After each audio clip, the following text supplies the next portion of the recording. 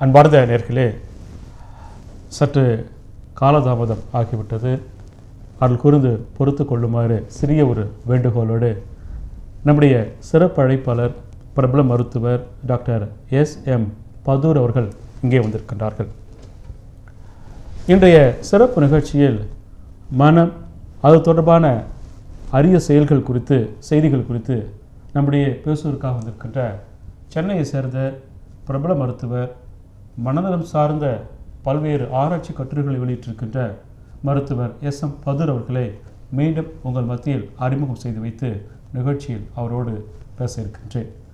மருத்துவருக்கு உங்கள் சார்பாக அன்பான வரவேற்பு. டாக்டர் வணக்கம். வணக்கம். மிகுந்த மகிழ்ச்சி டாக்டர். நீங்கள் இப்போ லாஸ்ட் ப்ரோக்ராம் வந்திருந்தீங்களா, நல்லா மக்கள் ரொம்ப அப்ரிஷியேட் பண்ணாங்க. நிறைய செய்திகளில் நீங்கள் நம்ம மக்களுக்காக கொடுத்துருக்கிறீங்க. டாக்டர், இப்போ இந்த வாரம் பொறுத்த வரைக்கும் இந்த மனம் என்பது இயல்பாக இப்போ தலைவலி அப்படின்னா அது குறித்து நம்மளால் பார்க்க முடிகிறது. ஆனால் இந்த மனம் என்ற விஷயம் நம்மளால் பார்க்க முடியாது. ஆனால் அந்த மனம்தான் ஒரு மனிதனுடைய ஆளுமைக்கு அடிப்படை காரணம் என்று சொல்கின்றார்கள். ஒரு மருத்துவராக இது குறித்து நீங்கள் எப்படி பார்க்குறீங்க? நீங்கள் அது மனம் என்பது எப்படி என்றால், அதாவது எலக்ட்ரிசிட்டி அதை நம்ம பார்க்க முடியாது, ஆனால் உணர முடியும். கரண்ட்டை பார்க்க முடியுமா? முடியாது. கரண்ட்டை எந்த ரூபத்தில் பார்க்கலாம் என்றால் ஒரு வெளிச்சத்தின் மூலமாக, ஒரு பல்பில் எரியுது பார்க்குறோம். ஸோ அதுபோல் தான் நம்ம அவங்களுடைய குணநலங்கள், பழக்க வழக்கங்கள், அவங்களுடைய பேச்சுற முறைகள், இதை வச்சு நம்ம என்ன பண்ணுறோம், அதெல்லாம் கண்டுபிடிக்க முடியும் ஒழிய மற்றபடி மனம் என்பதை நம்ம பார்க்க முடியாது. எலக்ட்ரிசிட்டி என்பது எப்படியோ அப்படி. ஏன்னா இட்ஸ் அ ஃபங்க்ஷனல் யூனிட். சரிங்க. Not structure, it's a functional unit. அது ஃபங்க்ஷன் மட்டும் தான் பார்க்கலாம். அது டாக்டர், இப்போ சராசரி நம்ம சமூகத்தில் பல பேர் பார்க்குறோம். அவங்க நமக்கு பார்க்கிற பொழுது அவங்க கொஞ்சம் மனநல பாதிக்கப்பட்டதை போல் உணர்வு வரும். ஆனால் அந்த உணர்வு சம்மந்தப்பட்ட அந்த நபர்களுக்கு வராதுன்னு கேட்குறேன். அவங்களுக்கு தெரியாது நாம் கொஞ்சம் ஒரு எல்லை மாரி பேசுகிறோம், அல்லது நம்ம கொஞ்சம் ஒரு மன ரீதியாக ஒரு அப்செட்டாக இருக்கிறன்ற உணர்வு அவங்களுக்கு தெரியாது டாக்டர். அவங்களுக்கு அதாவது மனம் என்பது என்ன செய்யுது என்றால், பிரெயின் ஒர்க்கை போக, அதாவது எக்ஸிக்யூட்டிவ் ஃபங்க்ஷன் சொல்கிறது. எக்ஸிக்யூட்டிவ் வந்து உயர் ஃபங்க்ஷன், அதாவது உயர்ந்த சில அரிய பெரிய ஃபங்க்ஷன் நமக்கு மனிதனுக்காக படைக்கப்பட்டது இருக்கின்றது. அதாவது நாம் உணர்தல், நம்ம சிரிக்கிறோம், நம்ம புரிந்து கொள்கிறோம், இன்டெலிஜென்ஸு, நம்ம கம்யூனிகேஷன்ஸ் பேசுகிறோம், இதெல்லாம் ஹையர் ஃபங்க்ஷன் சொல்கிறது. இந்த ஹையர் ஃபங்க்ஷன்ஸ் பாதிக்கப்படும் போது அவர்களுக்கு ஜஸ்டிஸ் இருக்காது, இன்சைட் இருக்காதுன்னு சொல்லுவோம். அது இன்சைட் எப்போ இல்லையோ, தனக்கு நம் உடல் நம்ம சரியில்லை, மனம் சரியில்லை அவர்களுக்கு தெரியாது. நமக்கு தெரியும் அவருக்கு மனநல சரியில்லை என்று நமக்கு தெரிகின்றது, அவருக்கு தெரியவதில்லை. அதனால தான் நம்ம மனநோயாளிட்டு கூறுகின்றோம். பார்க்கலாங்களே. வணக்கங்க. சிறப்பு. ஹலோ டாக்டர், வணக்கம். சொல்லுங்கள். Yes sir. சார், உங்கள் டியூ வால்யூத்தை குறைச்சிருங்க சார். டியூ வால்யூத்தை குறைச்சிருங்க சார் ப்ளீஸ். Yes sir. பேசுங்க சார். நீங்கள் பேசுறது தான் சார் பார்க்குறோம். சரிங்க சார். இப்போ நைட்டில் தூக்கத்தில் 10 வயசு பையன் யூரின் போயிடும். சரிங்க சார். அது என்ன சார் பண்ண ட்ரீட்மெண்ட் இருக்குது? நீங்கள் எங்கேருந்து பேசுகிறீங்க சார்? Okay, காத்துருங்க sir. அதாவது இந்த மாதிரி 10 வயசு பையன் பெட்டில் யூரின் போகிறான்னு சொல்கிறாங்க. 10 வயது பையன் பெட்டில் யூரின் போகிறது ஒரு அதாவது ஒரு நடைமுறைக்கு அப்பாற்பட்டது. அதாவது குழந்தைகள் பெட்டில் படுக்கையில் ஒன்றுக்கு இருப்பது நாங்கள் இனூரிசிஸ்ன்னு சொல்கிறோம், அது பெட் வெட்டிங்னு சொல்லுவாங்க. அதாவது அந்த மாதிரி பெட் வெட்டிங் வருவது எப்போ வழக்கம் என்றால், குழந்தை 1.5 வயது வரை அது இருக்கும். 3 வயதுக்கு மேல் இருக்கக்கூடாது. 3 வயதில் அது சுத்தமாக நின்றுவிட வேண்டும். அதாவது அந்த பெட்டில் யூரின் போகிறது பழக்கம் நின்றுவிட வேண்டும். சில நேரங்களில் 5 வயது வரை அது அப்பர் லிமிட் கொடுத்துருக்காங்க. 5 வயதுக்குள் நின்றுவிட வேண்டும். 5 வயதுக்கு மேல் கிட்டத்தட்ட 10% குழந்தைகள் பெட்டில் யூரின் போயிட்டுருக்காங்க. 5 வயசுக்கு மேலே இன்னும் எடுத்துக்கிட்டோம்னால் 10 வயதுக்கு மேலே எடுத்துக்கிட்டோம்னால் 5% குழந்தைகள் 10 வயதுக்கு மேலும் பெட்டில் யூரின் போகிறாங்க. 1% குழந்தைகள் 15 வயதுக்கு மேலும், 15 வயதுக்கு பிறகு கூட சில குழந்தைகள் பெட்டில் ஒன்றுக்கு போகிறாங்க. அது 1%. ஏன்னு கேட்டிங்கன்னா, எதுக்காக இப்படி இருக்கின்றது என்றால் அந்த குழந்தைகளுக்கு பொதுவாக பெட்டில் யூரின் போகிற குழந்தைகளுக்கு என்ன காரணம் என்றால் ஒரு இன்செக்யூர் ஃபீலிங் இருக்கின்றதாம். இன்செக்யூர் ஃபீலிங் காரணமாக, அது மன அழுத்தத்தின் காரணமாக குழந்தைகளுக்கு சொல்ல தெரியாது, எனக்கு மன அழுத்தத்துக்குன்னு சொல்லாது. அதனுடைய அதாவது நடை உடை பாவனைகளை வைத்து நம்ம கண்டுபிடிக்க முடியும் குழந்தைகளுக்கு இது சரியில்லை அப்படின்ட்டு. அந்த குழந்தைகள் என்ன பண்ணும், நைட்டில் வந்து அலறும், முடிச்சு அலறிட்டு இருக்கும். இது போல் வந்து இருக்கும். நாம் இது ஏன் இதை நாம் நிறுத்த வேண்டும், எதுக்காக நாம் இதுக்கு இவ்வளோ முக்கியத்துவம் கொடுக்கிறோம் என்றால், நம்ம 5 வயதில் அந்த குழந்தைகளுக்கு நின்றுவிட வேண்டும். அது நிற்கவில்லை என்றால் ஒன்றாகாது. சில பேர் சொல்லுவாங்க, எனக்கு அப்படி தான் இருந்தது, தாத்தாக்கு அப்படி தான் இருந்தது, பாட்டிக்கு அப்படி தான் இருந்தது, போக சரியாக போச்சு என்று. போக போக கண்டிப்பாக சரியாகிவிடும். போக போக அந்த குழந்தைங்களுக்கு வயது வரும்போது அதுங்களுக்கு தனி உணர்வு வரும், நம்ம செய்வது சரியில்லை என்று. அப்போ அந்த குழந்தைங்க ஆட்டோமேட்டிக்காக அதை நிறுத்துறதுக்கு வழி பார்க்கும், ட்ரை பண்ணும். அது பெரிதில்லை. ஆனால் நாம் 5 வயதில் அதை நிறுத்தவில்லை என்றால் அந்த குழந்தைகளுக்கு பெரியவளாக வரும்போது, அந்த 10 வயது 11 வயது வரும்போது குழந்தைகள் தூக்கத்தில் நடக்கும் பழக்கம் வந்துவிடும். தூக்கத்தில் நடக்கும், அதாவது நம்ம சொல்கிறோம்ல ஸ்லீப் வாக்கிங் சொல்கிறோம்ல, நைட்டில் தூக்கத்தில் நடக்கிற பழக்கம் வந்துடும். அந்த குழந்தைங்களுக்கு அடம் பண்ணுறது அதிகமாக இருக்கும், அடம் அதிகமாக இருக்கும், சொல் பேச்சு கேட்காது, எடுத்து கவுத்துட்டு இருக்கும். அந்த வயசு போக போக போக அதனுடைய பிஹேவியர் மாறுபடும். அதுபோல் குழந்தைகள் பிஹேவியர் மாறுபடக்கூடாது என்பதற்காக தான் அந்த 5 வயதில் சரி பண்ணிவிட வேண்டும் என்று கூறுகின்றார்கள். இல்லை என்றாலும் ஒன்றும் இல்லை, 15 வயதில் நின்றோம், பிரயோஜனம் இல்லை, தன்னால் நின்றோம். ஆகவே தான் அதை நிறுத்திவிட வேண்டும் சொல்கிறோம். இல்லை, யூரினில் ஸ்மெல் வருதுங்கிறது என்பது அது வந்து உடல் ரீதியான காரணங்களாக இருக்கலாம், அதாவது ஏதாவது இன்ஃபெக்ஷன் இருக்கலாம், அதுபோல் இருக்கலாம். இன்னொன்று சொல்ல வேண்டும் என்றால், நாம் வந்து மருத்துவரிடம் செல்வது என்பது அது நிறுத்துறதுக்கு தான் செய்கிறோம். அது மருந்து தான் கொடுத்துன்னு அவசியம் இல்லை. மருந்துகள் கொடுக்காமல் கூட நாம் அந்த குழந்தைகளுக்கு ட்ரைனிங் மூலமாக அதை நாம் வந்து அந்த யூரின் போகிற பழக்கத்தை கட்டுப்படுத்தலாம். அதுக்கு இப்போ என்னென்னா, அந்த குழந்தைங்களுக்கு வந்து யூரின் பகல் நேரங்களில் கூட யூரின் செல்லும்போது ஒரு 5 நிமிஷம் அடக்கி வச்சுக்கோ அப்படி சொல்லும்போது பிளாடர் வந்து விரியும். பிளாடர் பெருசாக அவருடைய கெப்பாசிட்டி அதிகமாகும், நைட்டில் இரவில் குறையும் யூரின் கழிப்பது. அது மட்டும் இல்லாமல் அந்த குழந்தைகள் இரவில் 7 மணிக்கு மேல் இந்த நீர் ஆகாரங்கள் கொடுக்கக்கூடாது. 7 மணிக்கு ஒன்று நிறுத்திடணும். 7 மணிக்கு பிறகு எந்த காரணத்தை கொண்டும் நீர் ஆகாரங்கள், அதாவது லிக்விட் ஐட்டம் எதுவும் கொடுக்கக்கூடாது. இது போல் இருந்தால் அதை குறைக்கலாம். இன்னொன்று பெல் அண்ட் பேட் டெக்னிக்னு ஒன்று. சில குழந்தைகளுக்கு அந்த வரும்பொழுது அது பெல் அண்ட் பேண்ட் ஒரு இன்ஸ்ட்ருமெண்ட் இருக்குது, அதை வயிற்றில் கட்டி விட்டுறணும். அது யூரின் வர நேரத்தில் பெல் அடிக்கும். அடித்தோன்னா குழந்தைய எடுத்துக்கொண்டு போய் நாம் வந்து யூரின் போக வச்சிடலாம். ஸோ இதுகள் மூலமாக அந்த குழந்தைக்கு யூரின் போவதை நம்ம கட்டுப்படுத்த வேண்டும், கற்றுக் கொடுக்க வேண்டும். அது எப்படி நாம் அதை அடக்க வேண்டும் என்பதை கற்றுக் கொடுத்த வேண்டால் அந்த குழந்தைகள் யூரின் போவதை நிறுத்திக் கொள்ளும். அதான் இதான் சொல்லிட்டு இருக்கேன், இதான் ட்ரீட்மெண்ட் உங்களுக்கு. இதுபோல் குழந்தைகளுக்கு நாங்கள் செயல்முறை பழக்கமாக குழந்தைகளை நேரில் கூட்டு வந்தோம்னா அந்த குழந்தைகளை நாங்கள் ட்ரெயின் பண்ணுவோம். செயல்முறை பழக்கத்தை கொண்டு வந்து ப்ராக்டிஸ் பண்ண வச்சு அதை குறைக்கலாம். அதுக்கு முடியலை என்றால் மருந்துகள் கொடுக்கலாம். ஆக மொத்தத்தில் குழந்தையை கட்டுப்படுத்தி விடலாம். அன்பார்ந்த நேயர்களே, இன்றைக்கு மனம் தொடர்பான அற்புதமான பல செய்திகளை நம்மோடு பேசிக் கொண்டிருப்பவர் பிரபல மருத்துவர் டாக்டர் எஸ்.எம். பதூர் அவர்கள் இங்கே வந்திருக்கின்றார்கள். இவங்க வந்து சென்னையை சேர்ந்த பிரபலமான ஒரு மருத்துவர். சென்னையில் இயங்கிக் கொண்டிருக்கின்ற இந்த சேட்டலைட் தொலைக்காட்சிகளில், பிரபலமான தொலைக்காட்சிகளில் பல நேரடி நிகழ்ச்சிகளிலெல்லாம் பங்கேற்றிருக்கின்றார். அந்த வகையில் சென்னையில் இருந்து நம்முடைய புது மக்களுக்காக வந்திருக்கின்றார்.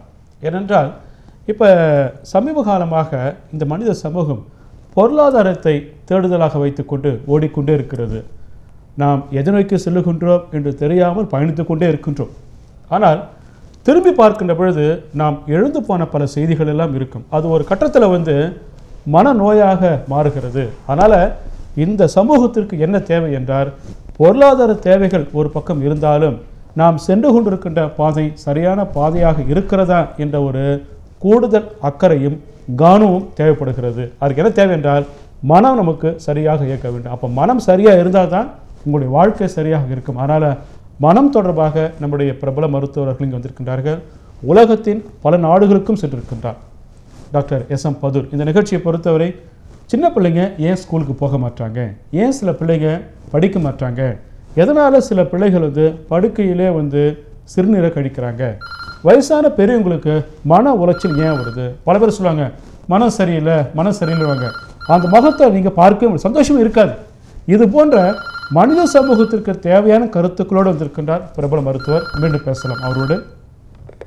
வணக்கம். ஹலோ டாக்டர் நிகழ்ச்சி. ஹலோ சொல்லுங்கண்ணா. கேக்குது. அப்பா உங்கள் குழந்தைக்கு வயசு என்னங்கம்மா? 3 வயசு ஆகுது. ஓகே, எங்கேருந்து பேசுகிறீங்கம்மா? நாங்க பாண்டிச்சேரியில இருந்து. ஓகேம்மா, சந்தோஷம் டாக்டர். சொல்லுங்கள். இந்த குழந்தைக்கு வாய் வந்து ஸ்டாமரிங் இருக்கு. ஸ்டாமரிங், அது ஸ்டாமரிங் என்பது அதாவது குழந்தைகள் வந்து நம்ம பார்க்கலாம் ஸ்டாமரிங்னு சொல்கிறோம். நம்ம சில நேரத்தில் ஆங்ஸைட்டி, அதாவது நமக்கு வந்து ஆர்வம் அதிகமாக இருக்கும்போது கூட திக்கும், வாய் திக்கும். அதை வந்து ஸ்டாமரிங் சொல்ல முடியாது. அது ஸ்டாமரிங் என்றால் ஒரு வார்த்தையை சொல்வதற்கு 5 தடவைக்கு மேலே வரணும். இப்போ வந்து லா அப்படின்னு வரும்போது 5 தடவை தாண்ட வேண்டும். 5 குறைவாக தாண்டினால் அது வந்து ஸ்டாமரிங் கிடையாது. லல்லா இப்போ அக்காங்கிறாங்க இல்லையா, 3 தடவை தான் வருது, அது வந்து ஸ்டாமரிங் கிடையாது. 5 தடவைக்கு மேலே போகணும் அந்த வார்த்தைகள், அந்த எழுத்துக்கள். அது போகும்போது தான் அது ஸ்டாமரிங் என்றே சொல்கிறோம். சில நேரங்கள் என்ன சொல்கிறாங்கன்னா, சில பேர் ஒரு ஆர்வத்தில் கூட சில பேர் பேசும்போது திக்குது, அதை கூட திக்குவாக எடுத்துக்கிறாங்க. அப்படியே இல்லை, அது எடுத்துக்கக்கூடாது. அதனால் நம்ம கவனிக்கமாக பார்க்கும்போது, பொதுவாக பார்க்கும்போது, அதாவது பியில் வரக்கூடிய வார்த்தைகள், ஆரம்பிக்கக்கூடிய எழுத்துக்கள் பியில் எழுத்து வருது, பி டி டியில் வரக்கூடிய வார்த்தைகள், கேல வர வார்த்தைகள், அப்புறம் வந்து டீயில் வர வார்த்தைகள். இந்த பொதுவாக இந்த 4-5 எழுத்துக்கள் ஆரம்பிக்கக்கூடிய வார்த்தைகள் தான் பிடி கே எஸ்டி அந்த மாதிரி. இந்த பொதுவாக இவ்வளோ தான் திக்கும். இந்த இதில் தான் அந்த குழந்தை கஷ்டப்படுவாங்க, திக்கு வரும். மற்ற எழுத்துக்கள் வராது. இப்போ 26 எழுத்துக்கள் இருக்கின்றதில்ல இங்கிலீஷில், அந்த 26 வர்றதில்லை, இதில் மட்டும்தான் வரும். சில கட்டங்களில் அதுலேயும் வரும். அது இதில் வரக்கூடிய இந்த பி, நான் சொன்ன இந்த 5 எழுத்துக்கள் வரக்கூடிய வார்த்தைகள் வந்து பொதுவாக சில குழந்தைகளுக்கு வருகின்றது. அது காரணம் என்னவென்றால், பொதுவாக என்ன சொல்கிறார்கள் என்றால், குழந்தைகள் கற்றுக்கொள்கின்றது. மற்றவங்க யாராவது தெக்குவாய் உள்ளவங்களை பார்த்து அது கூட பழகும்போது அந்த குழந்தை கற்றுக்கிறது. அது லேர்னிங் மூலமாக மற்றவங்கள்ட்ட கற்றுக்கிறது. ஸ்கூலில் யாராவது அக்கம் பக்கத்தில் உள்ள மாணவர்கள், சக மாணவர்கள் யாராவது தித்துவாய் இருந்தால் இந்த குழந்தைங்க பக்கத்தில் அது பிக்கப் ஆகிடும். அது ஒரு காரணம் அமைகின்றது. இரண்டாவது, சில 2 லாங்குவேஜ், சில வீடுகளை பார்த்தோம் என்றால் வீட்டில் ஒரு லாங்குவேஜ் பேசுவாங்க, வெளியில் ஒரு லாங்குவேஜ் பேசுவாங்க. ஸ்கூலில் வந்து இங்கிலீஷில் இருக்கும், வீட்டில் தெலுங்கு இருக்கும், ஏதாவது ஒரு. ஸோ மாறுபட்ட 2 லாங்குவேஜ் பேசும்போது அந்த குழந்தைங்களுக்கு தெக்குவாய் வருகின்றது என்று கூறுகின்றார்கள். ஸோ இது போல் நம்ம வந்து இன்னொன்று என்ன, டபுள் பைன் இன்ட்ராக்ஷன் சொல்கிறது. நம்ம மனசில் வச்சுட்டு வெளியூர் பேசுவோம். அப்படி வரும்போது அப்போ கூட இந்த குழந்தைங்களுக்கு வந்து திணறுது. குழந்தைங்களுக்கு தெரியாது, நல்லது கெட்டது தெரியாது. நம்ம வந்து பொதுவாக நம்ம சொல்லும்போது நம்மளுடைய வார்த்தைகளிலிருந்து, நம்முடைய பார்வையிலிருந்து, நம்முடைய எக்ஸ்பிரஷன்லேருந்து தான் குழந்தைகள் கற்றுக்கிறதுங்க. எது நல்லது, எது கெட்டது, எது சரி தப்பு என்று எல்லாரும் குழந்தைங்களுக்கு தெரியாது. ஸோ இது போல் டபுள் பைன் வரும்போது குழந்தைகளுக்கு திணறும் போது அது திக்குவாய் உருவாகின்றது என்று கூறுகிறார்கள். ஸோ அதனால் பொதுவாக எடுத்துக்கணும்னால் இந்த மற்ற வார்த்தைகளை விட அந்த பியில் வரக்கூடிய வார்த்தைகள், டீயில் வரக்கூடிய வார்த்தைகள், டியில் வரக்கூடிய வார்த்தைகள், இந்த வார்த்தைகள்லாம் நீங்கள் கவனித்து பாருங்கள். குழந்தைங்களை படிக்க விட்டுருங்க. படிக்க விட்டு நீங்கள் பார்த்துக்கிட்டே வரணும். கரெக்டாக அந்த நான் சொன்ன எழுத்துக்களில் மட்டும்தான் அந்த திக்குவாய் வரும். அதை நோட் பண்ணி வச்சுக்கோங்க. அதுக்கப்புறம் நான் சொல்கிறேன் எப்படி அதை நாம் சரி செய்வது என்பது அது கூறுகின்றேன். அதாவது முன்னே சொல்லுவாங்க அப்படின்னு கேட்டிங்கன்னா, அந்த காலத்திலலாம் கூழாங்கற்கள் வாயில் போட்டு வச்சா சரியாக போய் சத்தம் போட்டு பேசினா சரியாக போயின்னு சொல்லுவாங்க. அதுக்கப்புறம் அந்த குழந்தைகள் பாடும்போது நல்லா பாடும். பாடும்பொழுது அழகாக தெக்குவாய் வராது, பேசும்போது மட்டும்தான் வருகின்றது. பொதுவாக இது காரணம் வந்து ஒரு எமோஷன், ஒரு டென்ஷன், ஒரு ஸ்ட்ரெஸ்ஸு. இதுதான் அந்த குழந்தைகளுக்கு காரணம். தெக்குவாய் வர்றதுக்கு முக்கியமான காரணம் என்று எடுத்துக்கணும் என்றால், கிட்டத்தட்ட வரக்கூடிய குழந்தைகளில் நாம் அதை எடுத்துக்கொண்டு பார்த்தோம் என்றால் 90% குழந்தைகள் வந்து இந்த எமோஷன், ஆங்ஸைட்டி, ஒரு படபடப்பு, ஒரு ஆத்திர அவசரம் சொல்லுவாங்களே, இதில் தான் வருது. அதாவது தெத்துக்குவாய், அதாவது பயாலஜிக்கல் ரீசன் சொல்லி வருது. மூளையில் ஏற்பட்ட சில காரணங்கள் இருக்கலாம், நரம்பில் சில ஏற்பட்ட காரணங்கள், அதாவது மூளையில் ஏற்பட்ட இந்த கெமிக்கல்ஸுடைய காரணங்கள், அதனால் வரலாம், இந்த தெத்துவாய் வரலாம். அப்படி வரவது மிக மிக குறைவு, 1-2% தான். ஆனால் 90% வந்து இந்த ஆங்ஸைட்டி தான். அதாவது குழந்தைகளுக்கு ஒரு இன்செக்யூர் ஃபீலிங், ஒரு பதட்டம், ஒரு பயம், ஸ்கூலுக்கு போனால் பயம், டீச்சர் அடிப்பாங்களோ, பல மாதிரி பயங்கள் இருக்கின்றது. ஸ்கூல் பயங்கள், ஸ்கூல் ஃபோபியான்னு சொல்கிறோம். ஸோ இதுபோல் குழந்தைகளுக்கு பயப்படும் போது அந்த குழந்தைங்களுக்கு பேச முடியவில்லை. ஆகவே நாம் இது பெரிய காரணங்கள் இருக்காது, பெருசாக ஒன்றும் இருக்காது. நீங்கள் குழந்தை நேரில் அழைத்து வந்தால் நம்ம பார்த்துட்டு குழந்தைகளை கண்டிப்பாக சரி பண்ணி விடலாம். பொதுவாக இதுக்கு வந்து மருந்துகள் மாத்திரம் ரொம்ப ஈஸியாக வந்துருச்சு. ரொம்ப சுலபமாக நாம் அதை சரி பண்ணி விடலாம். நன்றிங்கம்மா. கரெக்டாக. இப்போ இந்த இவ்வளோ நேரம் நீங்கள் பதில் சொன்னீங்களே, ஸோ நேர்கள் சார்பாக ஒரு கேள்வி. இப்போ நம்ம குடும்ப உறவுகள், நம்முடைய அக்கா குழந்தைங்க, தம்பி குழந்தைங்க, தங்கச்சி குழந்தைங்கள்லாம் அந்த குழந்தைங்க அறியாத பருவத்தை இப்போ திக்கி பேசும்போது நெருக்கமான உறவுகள் கூட அந்த குழந்தைய பற்றி கேலி பேசுகிறாங்க டாக்டர். அது வந்து ஸ்கூலில், அதாவது வந்து ஸ்கூலில் வந்து பிள்ளைங்க சக மாணவர்கள் கேலி பேசுகிறது வந்து ஒரு பக்கம் இருக்கலாம். ஆனால் ரத்தம் தொடர்பான உறவுகள் கூட அந்த குழந்தைய வந்து குழந்தைய பார்க்காம அது செய்யக்கூடிய தன்னை அறியாமல் செய்யக்கூடிய அந்த விஷயத்தை வந்து ரொம்ப காயப்படுத்துகிற மாதிரி வந்து கேலி பேசுகிறாங்க வச்சுங்களா, சொந்த உறவுகள் அந்த குழந்தைகள் வச்சுங்க.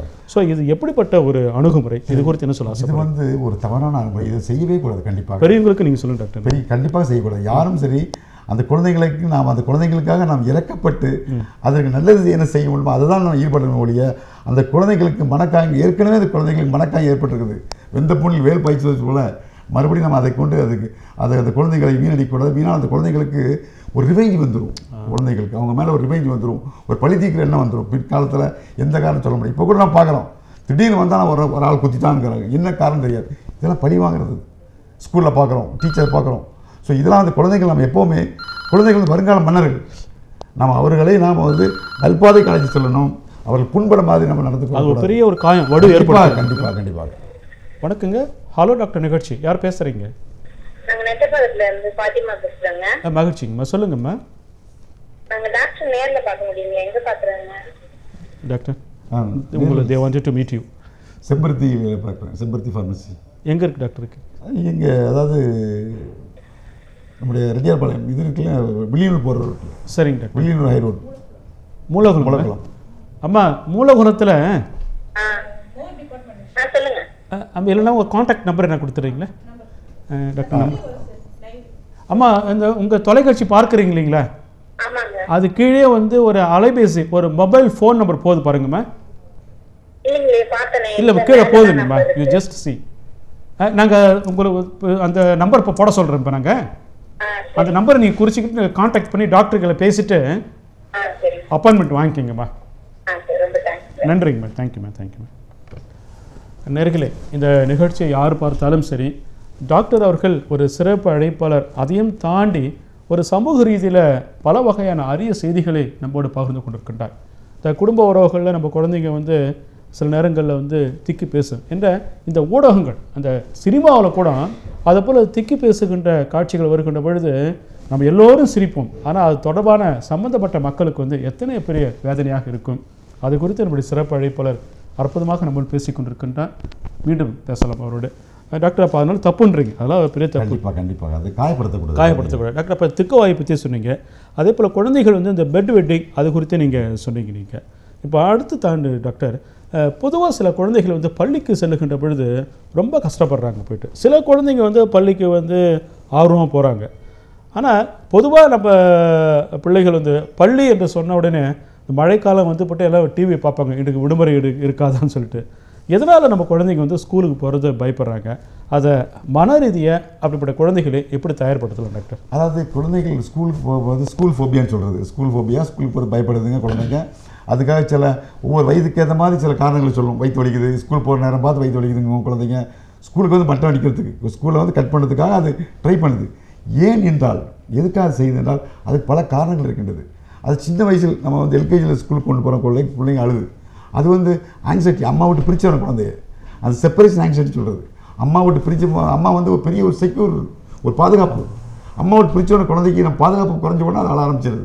குழந்தை ஸ்கூலுக்கு போக அழ ஆரம்பிக்கும் சின்ன வயசில், எல்கேஜியில் அப்படி இருக்கும்.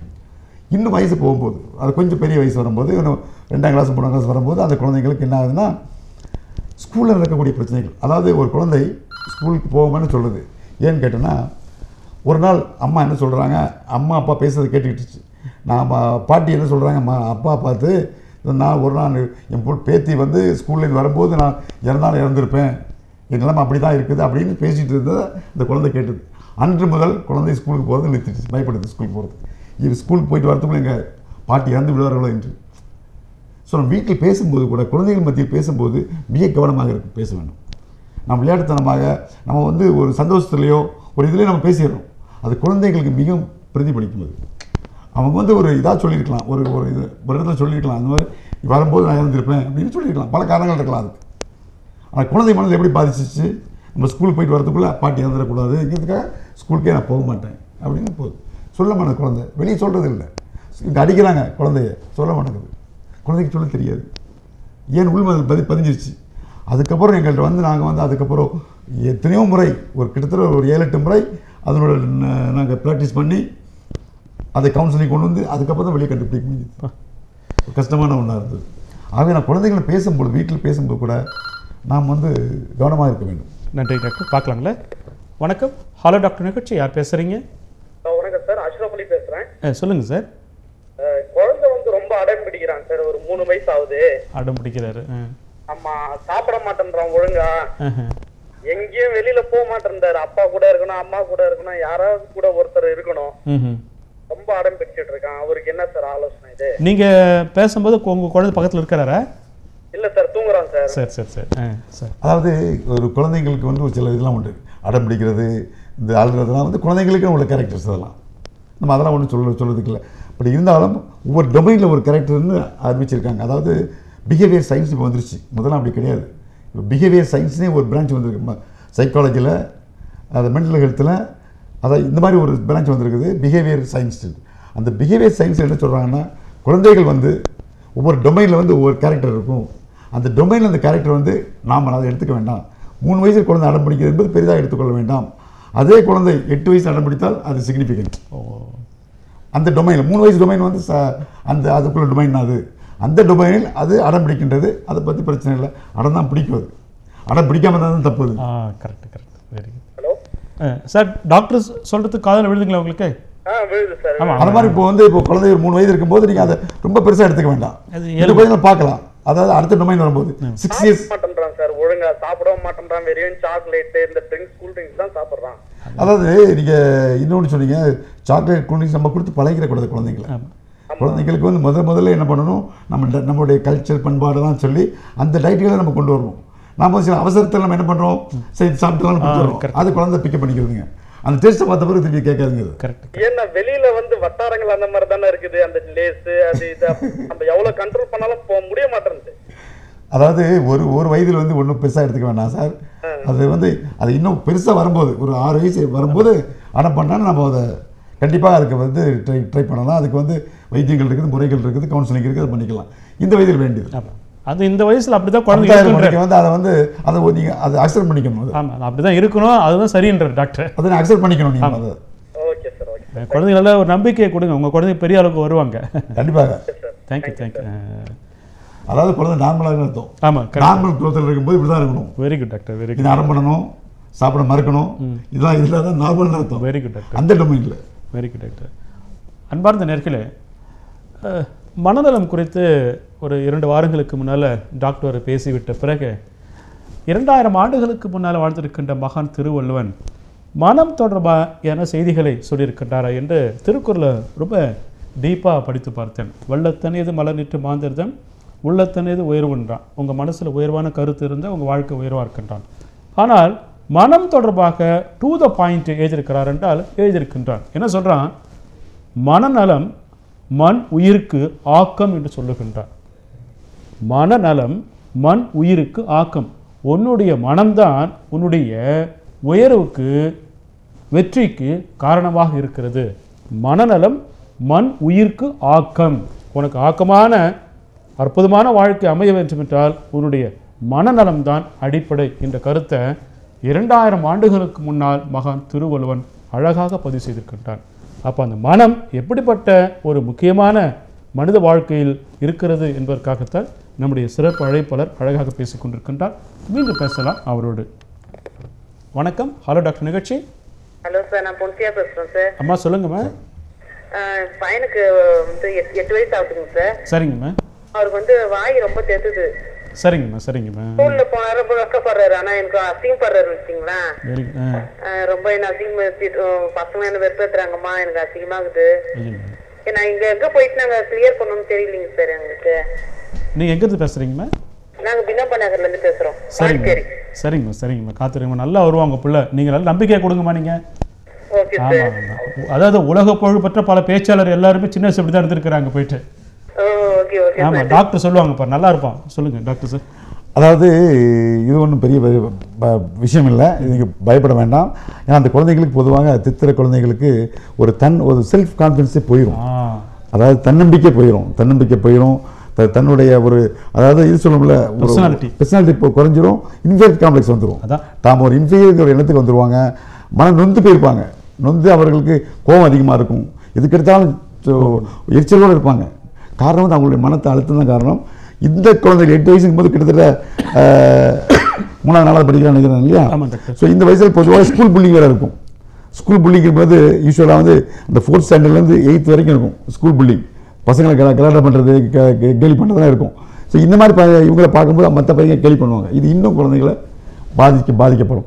இது பயப்படவே வேண்டாம். நீங்கள் வந்து தைரியமாக குழந்தைக்கு நேரில் கூட்டுவாங்க, அதை அழகாக சரி பண்ணி விட்டுறலாம். ரொம்ப ஒரு கஷ்டம் கிடையாது. டாக்டர் நீங்கள் சொல்கிறது ஒரு பெரிய அந்த அம்மா அப்பாவுக்கு வந்து ஒரு பெரிய ஒரு நம்பிக்கை. சொல்லுங்க தம்பி ராஜா, உங்கள் பேர் என்ன ராஜா? அதெல்லாம் ஒன்றும் இல்லை ராஜா, பிரமாதம் பேசுகிறேன். நீ டாக்டர் சொல்லுவாங்க, டாக்டர் பேசுவாங்க. இப்போ பேசுங்க, நீங்கள் பேசுங்க, நல்லா பேசுனீங்களா? பசங்களுக்கு நீங்கள் அதை பற்றி கவலையே போகக்கூடாது. பசங்களுக்கு நான் சரி பண்ணி விட்டுறேன் உங்களை. ஆமாம் ராஜா, ஒரு பாட்டு பாடுங்க பாப்போம்.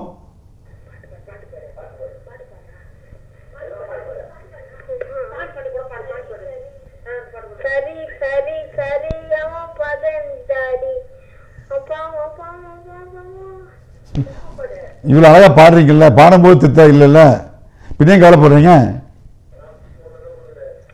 புரியுதா? நீ பாடும்போது அழகாக பாடுறீங்க.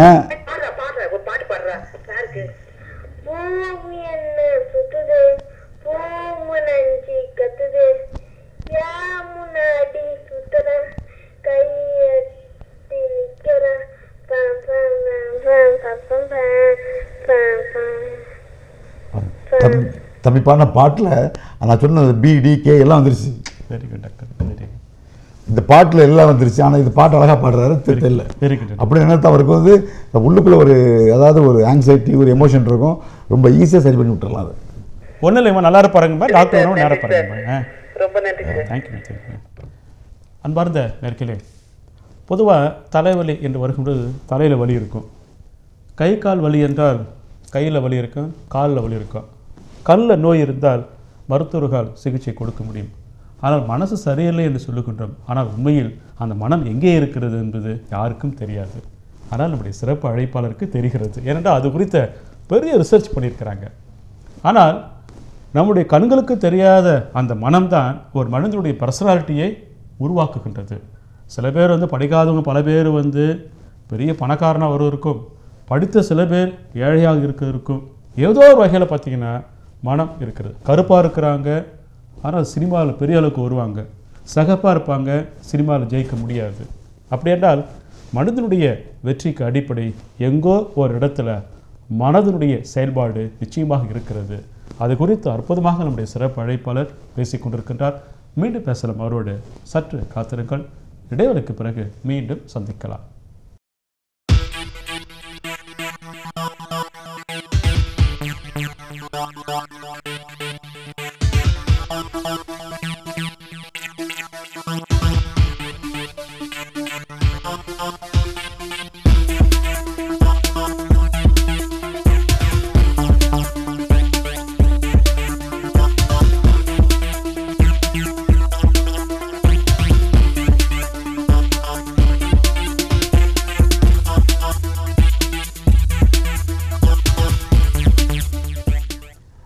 அன்பார்ந்த நேர்களே, சென்னையை சேர்ந்த உலகத்தின் பல நாடுகளுக்கும் சென்றிருக்கின்ற பிரபல மன இயல் பேராசிரியர் மருத்துவர் டாக்டர் SF பதுர் அவர்கள் இந்த நிகழ்ச்சியினுடைய சிறப்பு விருந்தினராக வந்திருந்து மனம் தொடர்பான அற்புதமான பல கருத்துக்களை நம்மோடு பகிர்ந்து கொண்டிருக்கின்றார். மிக குறிப்பாக பெற்றெடுத்த தாயும் தந்தையும் தன்னுடைய மகன் குறித்து அவர்கள் மருத்துவரோடு பேசுகின்ற பொழுதும் மருத்துவர் அந்த பெற்றோருக்கு கொடுக்கின்ற ஆலோசனை, அந்த ஆலோசனையை கேட்டுவிட்ட பிறகு அவங்க மனசில் அவர்கிட்ட தன்னம்பிக்கை இருக்குது பாருங்கள், அதை வார்த்தைகளால் வர்ணிக்க முடியாது.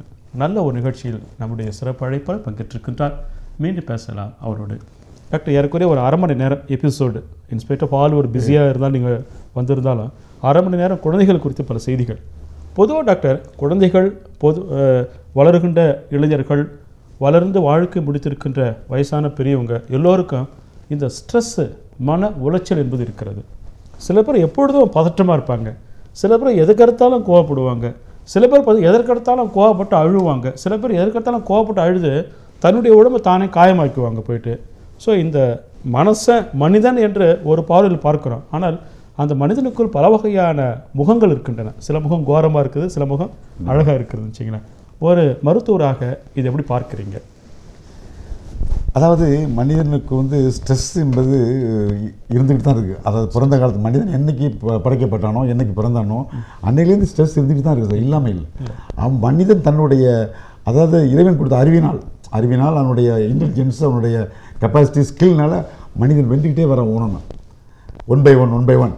ஆனால் ஆரம்ப காலத்தில் நம்ம வந்து ஸ்ட்ரெஸ் இருந்தது எப்படி இருந்தது? இப்போ சாப்பாடுக்கு வழி கிடையாது. ஆதிகால மனிதர்கள் பார்த்தோன்னா சாப்பாடு வழி இல்லாமல் கஷ்டப்பட்டாங்க. மிருகங்களிலிருந்து தன்னை பாதுகாக்கணும். இரவு பகல் சொல்ல முடியாது. பகல் புலி வந்தால் இரவில் வந்து சிங்கம் வந்துடுது. சிங்கம் இரவில் தான் வேட்டையாடும், பகலில் வேட்டையாடாது. ஸோ இரவில் சிங்கத்துக்கு பயப்பட்டான் மனுஷன். அப்போ ஸ்ட்ரெஸ் இருந்தது. ஸ்ட்ரெஸ் என்பது மனிதனோடு இருந்து கொண்டிருப்பது தான். நாம் அதை எப்படி கவுண்டர் பண்ணுறது? நம்ம ஸ்ட்ரெஸ் என்ன நாம் தெரிந்து கொள்ள வேண்டும். முதலில் ஐடென்டிஃபிகேஷன் ஆஃப் ஸ்ட்ரெஸ். அது ஸ்ட்ரெஸ்னால் என்ன என்று தெரிந்து கொண்டோம் என்றால் அது ஈஸியாக நம்ம அதை சரி பண்ணிட்டு விடலாம். அது பொதுவாக நமக்கு வந்து எதுவுமே தெரியல, ஆனால் ஸ்ட்ரெஸ் இருக்குது. அதை நம்ம என்ன பண்ணணும்னா, அதுக்கு வந்து ஸ்ட்ரெஸ்ஸுக்கு என்ன வழிகள் என்றால், நாம் வந்து சில பேர் என்ன பண்ணால் கடந்து நினச்சிக்கிட்டே இருப்பாங்க. கடந்ததை நிறுத்தி நம்ம பண்ணக்கூடாது. இது அடுத்தது என்ன, நெக்ஸ்ட் என்ன பார்க்க வேண்டும். Time important. Time keeping is important. நமக்கு வந்து இருக்கும்போது எது எனக்கு அவசியம் அதை முதல்ல பண்ணிடணும். எது நம்மளுடைய இப்போ பிளான் பண்ணி வச்சுக்கணும். இன்றைக்கி நம்ம என்னென்ன செய்யணும் நாளைக்கு அப்படின்னு ஒரு டைரி எழுதி வச்சுக்கணும். ஸோ இதை பண்ணும்போது இதை பண்ணலாம், இது நாளைக்கு வச்சுக்கலாம்.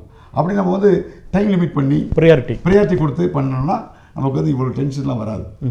நம்ம வந்து எதுவுமே இல்லாமல் ஒரு ஹேப்பஸாக இது பண்ணிக்கிட்டு இருக்கோம், மூவ் பண்ணிக்கிட்டு இருக்கோம். அதனால் நமக்கு வந்து எதை எப்போ செய்யணும்னு தெரியல. முன்ன போய் நம்ம குழப்பிட்டு இருக்கோம். ஒன்றும் இல்லை, நம்ம வந்து ஃப்ரிட்ஜில் வச்சுருக்கோம். ஃப்ரிட்ஜில் வந்து எல்லாம் கரெக்டாக வச்சுருக்காங்க. ஃப்ரீசரில் தான் வைக்கணும். இதான் எக் வைக்கிறது கரெக்டாக திறந்தோன்னு எக் எடுத்துடும். அதெல்லாம் இல்லாமல் மொத்தமாக உள்ளே போட்டுருந்தா தேடுறதுக்கு எவ்வளோ நேரம் ஆகும்?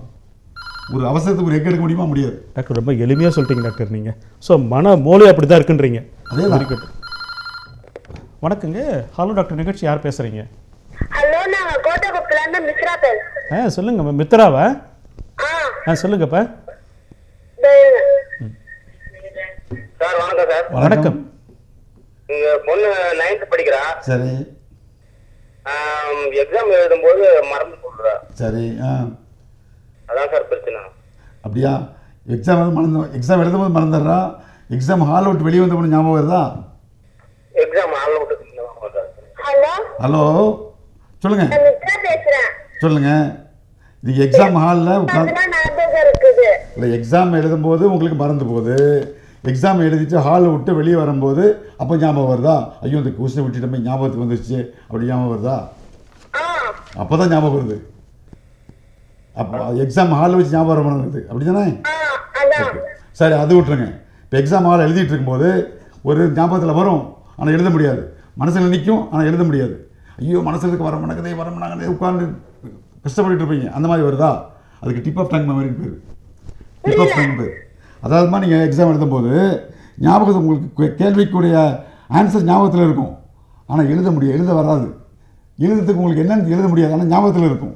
அப்படி ஒரு வந்திருக்கு அந்த மாதிரி. இருக்கு. அது டிப் ஆஃப் டங் மெமரின்னு சொல்கிறது. அதாவது இதுக்கு என்ன காரணம்னால், நான் படிக்கும் பொழுது நாம் வந்து கரெக்டாக படிச்சிடணும். அது கரெக்டாக படித்து நம்ம அது தரவு பண்ணிட்டோம்னா கண்டிப்பாக அது வந்து மறக்காது, ஞாபகத்தில் இருக்கும், மறந்து போகாது. அதாவது என்ன பண்ணணும்னா, பொதுவாக படிக்கும் பொழுது நம்ம அண்டர்ஸ்டாண்ட் பண்ணி படிக்கணும். அண்டர்ஸ்டாண்ட் பண்ணாமல் நம்ம மக்கப் பண்ணோம்னா, அது மக்கப் பண்ண என்ன ஆகுன்னா, பொதுவாக மெமரிகள் வந்து 3 வகை மெமரி இருக்கின்றது. அதாவது immediate memory, short memory, long மெமரின்னு இருக்குது. அந்த இமீடியட் மெமரிங்கிறது வந்து ஒரு 4 செகண்ட் 5 செகண்ட் தான் நிற்கும், அப்புறம் மறந்துடும். அதை நம்ம வந்து அதுக்கு இம்பார்ட்டன்ஸ் கொடுத்தோம்னா, அதுக்கு அட்டென்ஷன் கொடுத்து அது கான்சன்ட்ரேஷன் கொடுத்தா தான் அது ஷார்ட் டேர்ம் மெமரிக்கு போகும். ஷார்ட் டேர்ம் மெமரிக்கு போச்சுன்னா அது வந்து ஹவர்ஸ் கணக்கில் இருக்கும், அப்போ நம்ம அது மறந்துடும். அதுக்கு நம்ம என்ன பண்ணணும், அண்டர்ஸ்டாண்ட் பண்ணிட்டோம் என்றால், அது தெளிவாக புரிந்து கொண்டோம் என்றால் அது லாங் டேர்ம் மெமரிக்கு போயிடும். லாங் டேர்ம் மெமரிக்கு போயிடுச்சுன்னா பிரச்சனையே கிடையாது. லாங் டேர்ம் மெமரி வந்து அன்லிமிட்டட் கெப்பாசிட்டி, எல்லாமே அன்லிமிட்டடாக இருக்கும். எவ்வளோ நாளும் டம்ப் பண்ணிக்கலாம், எது வேணாலும் போட்டுக்கலாம், இவ்வளோ காலத்துக்கு இருக்கும், காலங்காலமாக இருக்கும், மறக்காது. ஆனால் அதை கொண்டு போகணும் லாங் டேர்ம் மெமரிக்கு. நம்ம கொண்டு போகிறதுக்கு நமக்கு சில முறைகள் வழியாக படித்தோம்னால் அது போயிடும். படிப்பு மட்டும்தான் அப்படி. மற்ற பாட்டு கண்டது கடிதெல்லாம் இருக்க தேவையில்லாதது, வீணானது, இதெல்லாம் நேரம் லாங் டேர்ம் மெமரிக்கு போயிடும். படிப்பு மட்டும்தான் போகாது லாங் டேர்ம் மெமரிக்கு. லாங் டேர்ம் மெமரி படிப்பு மட்டும் போகும்போது அதான் படிக்கிறது கஷ்டம்னு சொல்கிறாங்க. படிக்கும்போது மட்டும் லாங் டேர்ம் மெமரிக்கு நம்ம அண்டர்ஸ்டாண்ட் பண்ணிட்டா தான் லாங் டேர்ம் மெமரி போகும். இல்லை என்றால் இந்த ஷார்ட் டேர்ம் மெமரி இருக்கும். பசங்க என்ன பண்ணுறாங்கன்னா கம்ப்ளீட்டாக மக்கப் பண்ணுறாங்க, மக்கப் பண்ணி எழுதிட்டு வந்துடுறாங்க. அது மக்கப் பண்ணும்போது அது வந்து ரிகர்சல் பாக்ஸ்னு ஒன்று இருக்குது. அது ஷார்ட் டேர்ம் மெமரிலேருந்து லாங் டேர்ம் மெமரிக்கு போகாது. ஷார்ட் டேர்ம் மெமரிலேருந்து நேராக ரிகர்சல் பாக்ஸ் போயிடும். ரிகர்சல் பாக்ஸ் போச்சுன்னா அங்கே ஒரு வாரம் தான் நிற்கும், மறுபடியும் அது ஃபேட் ஆகிடும். ஒரு வாரம் கழித்து மறுபடியும் ஃபேட் ஆகும், திரும்பி மறுபடியும் ரிவைஸ் பண்ணணும், ரிவைஸ் பண்ண மறுபடியும் அங்கே போயிடும். ஸோ நீங்கள் எக்ஸாமுக்கு ஒரு நாளைக்கு முன்னாடி கம்ப்ளீட்டாக புக்கை படிக்கலைன்னா உங்களால் எழுத முடியாது. நீங்கள் எத்தனை தடவை படிச்சிருந்தாலும் எக்ஸாம் முந்தின நாள் ஒரு தடவை கம்ப்ளீட்டாக படிச்சிடணும், அப்போ தான் படிக்கும். அது காரணம் வந்து நீங்கள் அண்டர்ஸ்டாண்ட் பண்ணாது தான். அண்டர்ஸ்டாண்ட் பண்ணி படித்திருந்தால் நீங்கள் வந்து அதாவது ஒரு 10 மாதத்துக்கு படிச்சிருந்தா கூட அழகாக எழுதிடலாம், அது லாங் டேர்ம் மெமரி போயிடும். ஸோ நம்ம படிக்கும் பொழுது நம்ம அண்டர்ஸ்டாண்ட் பண்ணி அட்டென்ஷன் கொடுத்து கான்சன்ட்ரேஷன் கொடுத்து படித்தோம்னா கண்டிப்பாக அது லாங் டேர்ம் மெமரி போயிடும். அங்கே போனால் இந்த மாதிரி பிரச்சனை வராது, டிப் ஆஃப் டங் மெமரி வராது, இந்த மாதிரி பிரச்சனைகளும் வராது. டாக்டர், இப்போ நீங்கள் ஒரு நாள் அழகாக ஒரு பதில் சொல்லியிருக்கிறீங்க. புரிந்து படிப்பது என்பது அடுத்த வகை என்று யோசனை பண்ணி பார்க்கின்ற பொழுது என்னென்ன விஷயங்கள் படிக்கணும் அது தொடர்ந்து எழுதி பார்த்த கூட பெரிய ஆப். கண்டிப்பாக தொடர்ந்து எழுதி பார்க்கின்ற பொழுது எழுதி பார்க்கும்போது என்னென்னா அதாவது பிரெயினில் வந்து மெமரி சென்டர் 2 பக்கம் இருக்குது, லெஃப்ட் அண்ட் ரைட் இருக்குது. நீங்கள் படிக்கும்போது என்ன ஆகுன்னா அது ரைட் சைடு போயிடும். நம்ம படிக்கிறோம்ல, படிக்கும்போது ரைட் சைடில் போய் அது ஸ்டோர் ஆயிடும். அப்போ லெஃப்ட் சைடு வந்து எப்படியாவது லெஃப்ட் சைடு வந்து இம்பார்ட்டன்ட் ஃபார் டயக்ராம்ஸு அந்த இதில் அந்த ஃபிகர்ஸுக்கு தான் அது இங்கே இருக்கும், லெஃப்ட் சைடில் இருக்கும். ஸோ அதை எழுதும்போது நீங்கள் எழுதி படிக்கும்போது அது லெஃப்ட்டுக்கும் போயிடுது. ஸோ எக்ஸாம் போகும்போது 2 பாக்ஸ் ஃபுல்லாக இருக்கும். Very good. எக்ஸாம் போகும்போது 2 பாக்ஸ் ஃபுல்லாக கொண்டு போங்க, ஏன் ஒரு பாக்ஸ் மட்டும் எம்டியாக வச்சுருக்கீங்க? நீங்கள் வெறுமனே படித்தோம்னா ரைட் சைடு மட்டும் தான் போகும். அப்போ எக்ஸாம் போகும்போது ரைட் சைடு பாக்ஸோடு தான் போகிறீங்க, லெஃப்ட் சைடு பாக்ஸ் எம்டியாக இருக்கும். Very good. அதை ஃபில் பண்ணிட்டு போங்க. அதை எழுதி படித்தோம் என்றால் டயக்ராம் போட்டு படங்கள் போட்டோம் என்றால் அது இங்கே லெஃப்ட் சைடு போயிடும். ஸோ எதாவது ஒன்று ஹெல்ப் பண்ணும் உங்களுக்கு எக்ஸாம் போகும்போது, லெஃப்ட் ஆர் ரைட் ஹெல்ப் பண்ணும்போது நம்ம அழகாக எக்ஸாம் நல்லபடியாக முடிச்சுட்டு வந்துடலாம். என்னுடைய சிறப்பு அழைப்பாளர் உங்களோடு பகிர்ந்து கொண்டதை போன்று அந்த நினைவு திறனை நீங்கள் மேம்படுத்தி கொள்ள வேண்டும் என்றால் புரிந்து படியுங்கள். அடுத்து மிக முக்கியமாக என்னென்ன விஷயங்கள் படிக்கிறீங்களோ தொடர்ந்து எழுதி பாருங்கள். உங்களுடைய மேசையில் நீங்கள் எழுதி பார்த்து அதிகமாக காகிதங்கள் கீழே கடந்ததுன்னா மறக்காது என்று சொல்லுவார்கள். 2 விஷயத்தை நீங்கள் பின்பற்றினா அந்த நினைவாற்றல் குறைவு என்பதை நிச்சயமாக நம்மளால் தவிர்க்க முடியும்.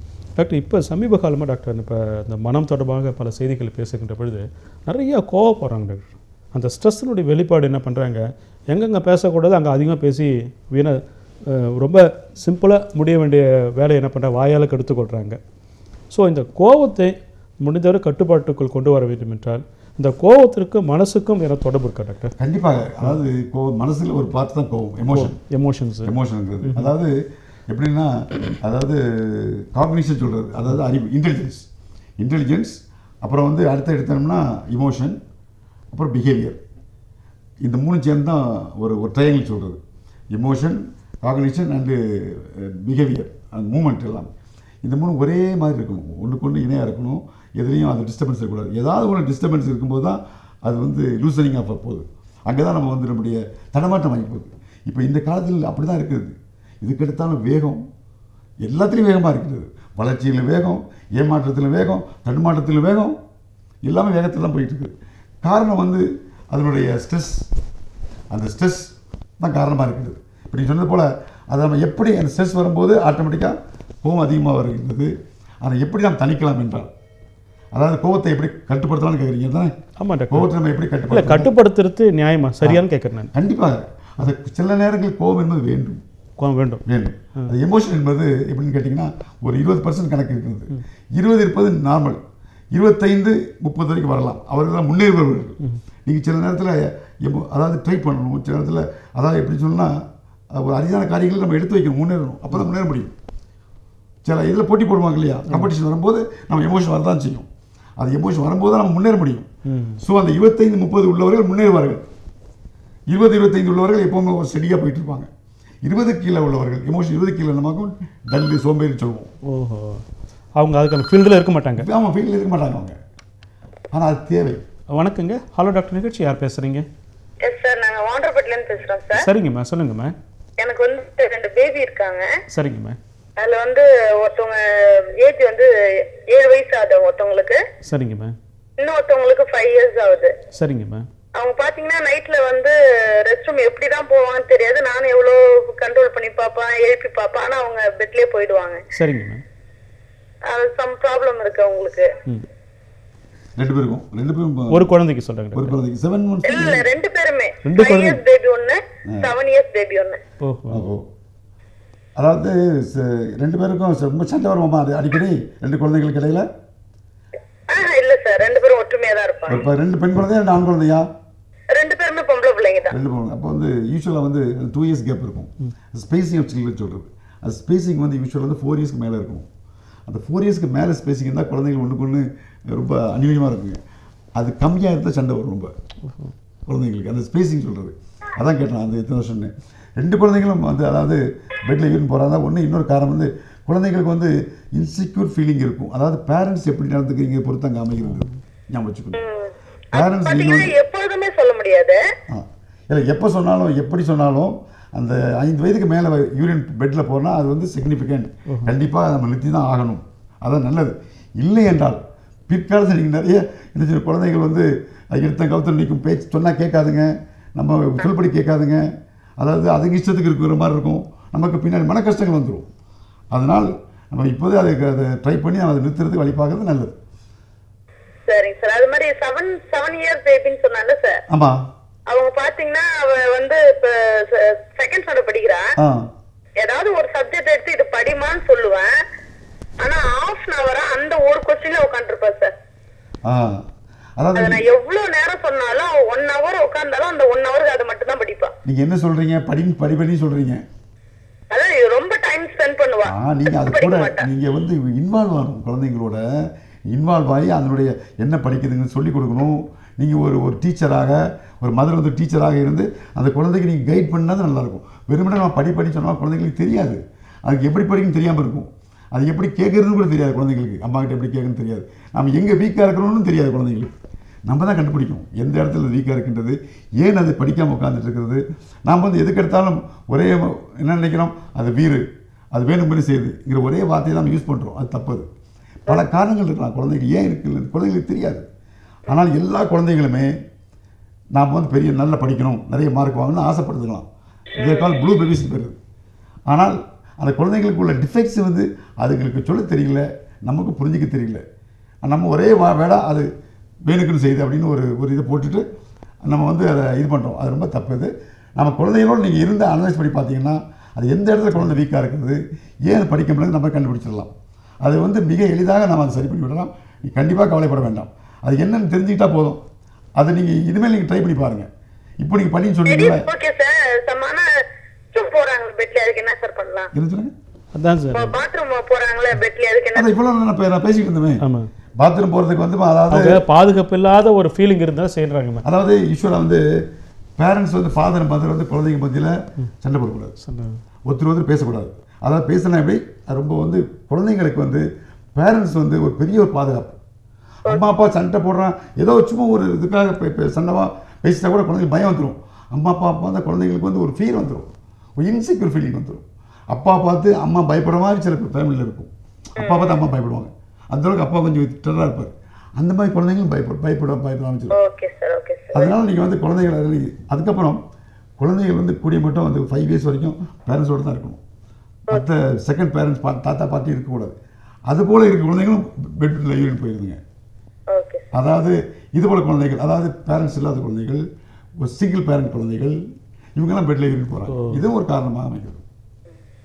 நன்றிங்க டாக்டர். இப்போ நீங்கள் சொல்கிறத பார்த்தீங்கன்னா அந்த ஒரு குழந்தைகளை வந்து ஒரு குறிப்பிட்ட வயசு வரைக்கும் பாதுகாப்பாக வளர்க்க வேண்டிய பொறுப்பில் வந்து பெற்றெடுத்த தந்தையும் தாயும் இருக்கிறாங்க இல்லைங்களா?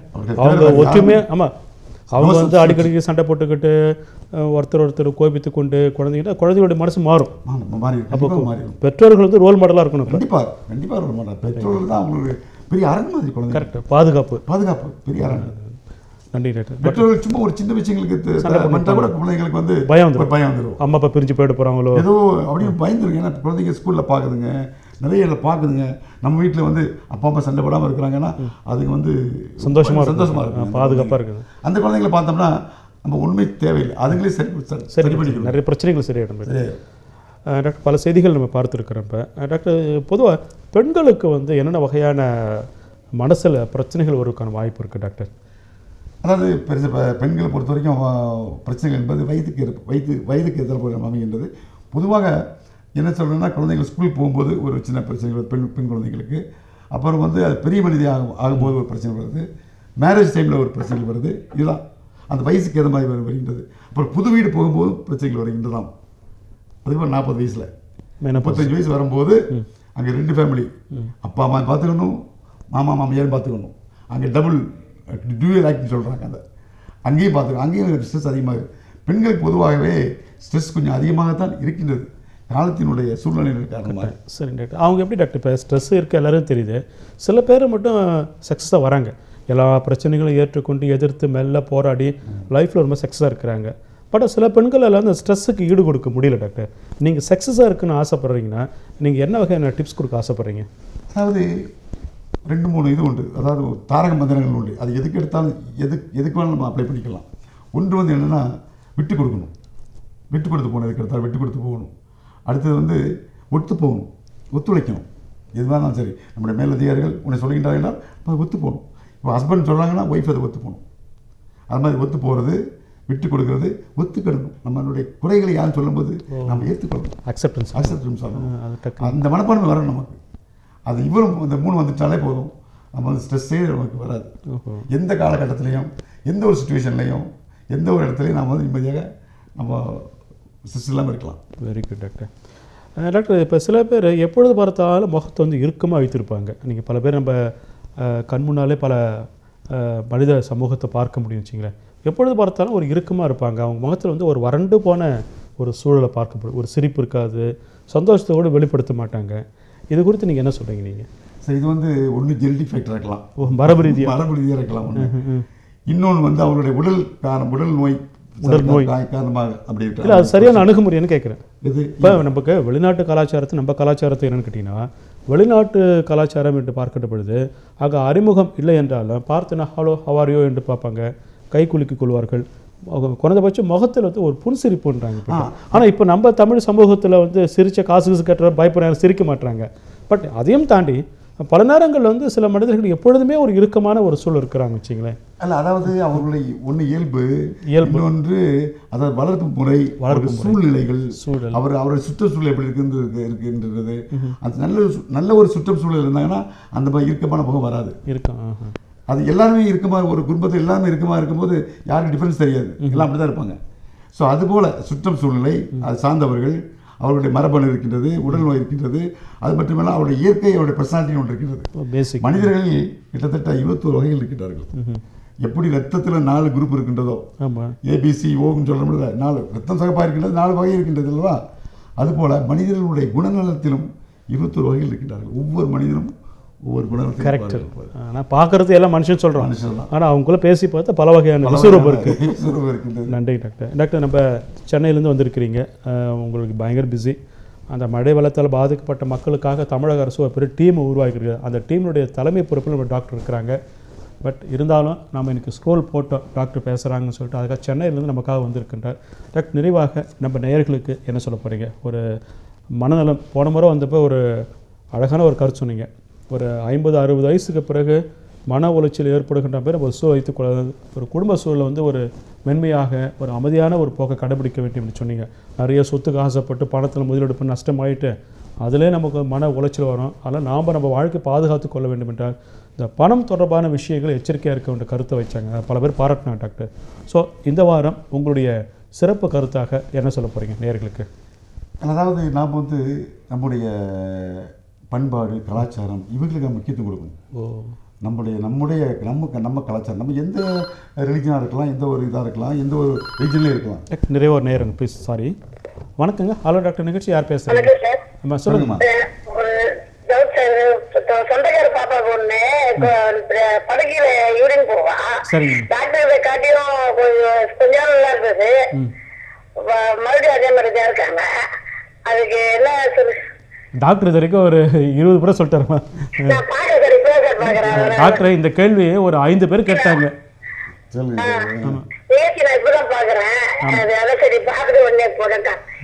சிகிச்சை முறைகள் வந்து இதில் இது பொறுத்த வரைக்கும் தொடர் சிகிச்சை இருக்கணும். தொடர் சிகிச்சை முழுமைப்படுத்தணும். அப்போ தான் நிற்கும். அது பாதியிலே விட்டுருவாங்க.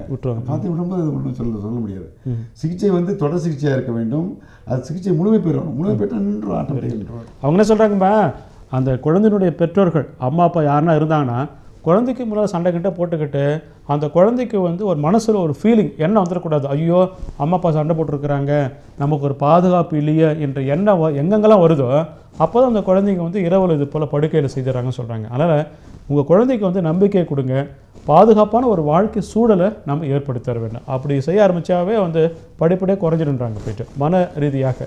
டாக்டர், நிறைவாக என்னோட நம்ம கலாச்சாரத்தை பற்றி சொன்னீங்க நீங்கள். நம்முடைய பண்பாடு, நம்முடைய கலாச்சாரம் இதுக்கு நம்ம இம்பார்ட்டன்ஸ் கொடுக்கணும். இப்போதைக்கு அதெல்லாம் குறைஞ்சிக்கிட்டே வருது. பணம் அதாவது எல்லாம் எதில் வேகமாக தான் இருக்குன்றோம். அதாவது நம்மளுடைய வேகத்துக்காக எதையும் இழக்க தயாராக இருக்கின்றோம், நமக்கு தேவை என்பதற்காக. அதை மற்றவங்களாம் தூங்கும்போது கூட நம்ம முடிச்சுட்டு இருக்கிறோம். காரணம் நம்மளுக்கு தேவை என்பதற்காக. நைட் டியூட்டிலாம் போடுறாங்க, இந்த இதெல்லாம் போடுறாங்களே சில ஆஃபீஸில் நைட்டில் போடுறாங்களே, அந்த ஃபோன் கால் அந்த எமர்ஜென்சி டியூட்டிலாம். ஆமாம், இல்லை இப்போ வந்து அப்படி இல்லை, ஃபோன் கால்லாம் போடுறாங்களா அமெரிக்கனில் சொல்லிட்டு நைட்டில் வந்து கால் சர்வீஸ்லாம் இருக்குல்ல. ஸோ இது போல் நம்ம எதுக்காக நம்ம செய்கின்றோம்? பணம் தேவைப்படுகின்றது ஒரே நோக்கத்துக்காக. அது ஒன்றுமே குறியாக இருக்கக்கூடாது. அது மட்டும் இருந்தால் அது ஸ்வெல்லிங் தான், அது ஒரு இன்ஃப்ளேஷன். அது கரெக்ட். அது எல்லாமே அதாவது அளவாக இருக்கணும், எல்லாமே வந்து முழுமையாக இருக்கணும், சமச்சீராக இருக்கணும். சமச்சீராக மூக்க மட்டும் பெருசாக இருந்தால் வாழ்க்கையில் பெருசாக பிரயோஜனம் இல்லை. Very good. ஸோ அதுபோல் பணம் மட்டும் இருந்தால் பிரயோஜனம் இல்லை. அது ஒரு இன்ஃப்ளேஷன் தான், அது ஒரு இதுதான், வீக்கம் தான். சரி, கை மட்டும் ஒரு ஆளுக்கு வீக்கமாக இருந்தால் நீங்கள் பெரிய கை சொல்லுவீங்களா? சொல்ல முடியாது, அது வீக்கம் தான் சொல்லுவோம் நம்ம. அற்புதம் டாக்டர். உடல் முழுவதுமே பெருசாக இருந்தால் ஆள் குண்டாக இருக்காரு சொல்லுவோம். Very good doctor. ஸோ அதுபோல் சமச்சீராக இருக்கணும். அது மட்டும் பத்தாது, நம்முடைய பண்பாடு, கலாச்சாரம், நம்முடைய ஒழுக்கம், நம்முடைய பண்பு எல்லாம், பணம், நம்முடைய படிப்பு எல்லாமே இருக்கணும். Very good. Very good. எல்லாமே அளவோடு இருந்தால் அதுதான் முழுமையான ஒரு வாழ்க்கை இருக்க முடியும். ஒழிய இது மட்டும் நாம் அது வெரி குட் அலைவது வந்து அது வந்து பல தீமைகளை கொண்டு சேர்க்கணும். அதற்கு ஏற்ற போல் மனசை பக்குவப்படுத்திக் கொள்ள வேண்டும். ரொம்ப நன்றிங்க டாக்டர். அன்பார்ந்த நேயர்களே, வழக்கம் போல் நம்முடைய டாக்டர் எஸ்.எம். பதுர் அவர்கள் அழகாக நம்மோடு அற்புதமான கருத்துக்களை பகிர்ந்திருக்கின்றார். நிகழ்ச்சியினுடைய நேயர்கள் சார்பாக அவருக்கு அன்பான பாராட்டுக்களை, வணக்கங்களை தெரிவித்துக்கொண்டு நிகழ்ச்சியில் பங்கெடுத்த உங்களுக்கும் நிகழ்ச்சியை பார்த்து கொண்டிருக்கும் நேயர்களுக்கும் ரைட் சேனல் சார்பாக அன்பான பாராட்டுக்கள். மனசை சந்தோஷமாக வைத்துக் கொள்ளுங்கள். நம்ம எத்தனை வருடங்கள் வாழுகின்றோம் என்பது முக்கியமில்லை, ஆனால் வாழுகின்ற காலம் வரை சந்தோஷமாக வாழுகின்றோமா என்பதுதான் முக்கியம். அந்த சந்தோஷத்திற்கு இறைவன் கொடுத்திருக்கின்ற மனசை பயன்படுத்தி கொள்வோம் என்ற ஒரு வார்த்தைகளோடு சிறப்பு அழைப்பாளருக்கு நன்றியை தெரிவித்துக்கொண்டு அடுத்த நிகழ்ச்சியில் சந்திக்க விரும்புகின்றேன். நன்றி, வணக்கம்.